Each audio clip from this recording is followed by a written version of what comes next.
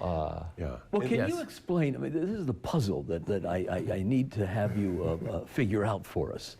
The widespread caricature, which strikes me as pretty wicked, because the points you make are transparently obvious. Why haven't others cottoned on to it, particularly scholars? I mean, you came out of the University of Wisconsin, which is sort of a hotbed of liberal scholarship. How did you survive that? And the students you teach now, what do they make of these claims?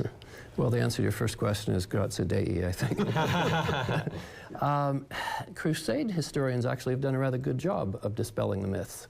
What we haven't done a good job of is crossing the divide from Crusade history to the public. Yeah. PR. Yeah, We've been trying. I talked to one of my friends about this a few years ago and said, how long is it going to take us to get the record straightened out? Right. And he said, probably never. What we need is a Sir Stephen Runciman on our side. Because, I mean, that author in the early 50s basically just swept the world like a literary tsunami. I mean, everybody was reading him. And when I sat down and read him, I knew these were lies, but man, can he write. But they're very well told lies.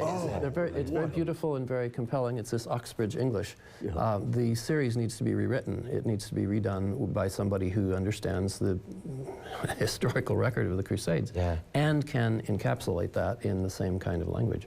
That's a bit of a challenge. The glamour, of the lack of history. Well, he understands how to tell stories and to tell stories very well, but it's easy to do because the Crusades are full of exciting and beautiful stories. The anti-Christian approach that you find in Voltaire and then raised by Gibbon and Sir Walter Scott, you know, was a minority report.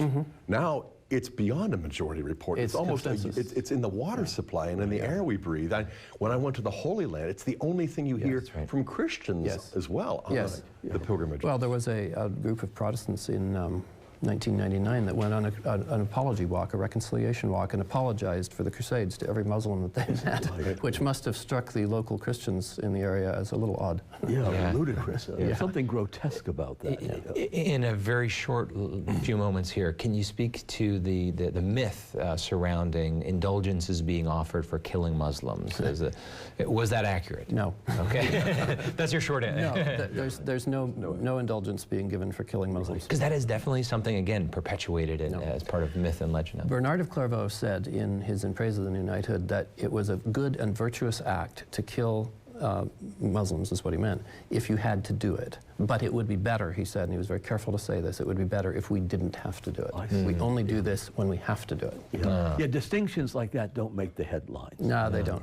But it's not even a minor distinction. He was very clear about it. Stay with us on Franciscan University Presents.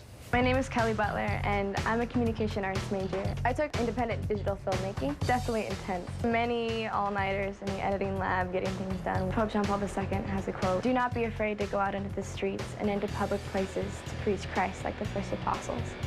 That's what we're called to as Catholics and as Christians. You have that responsibility that every work you create should reflect Christ. Franciscan University is academically excellent and passionately Catholic.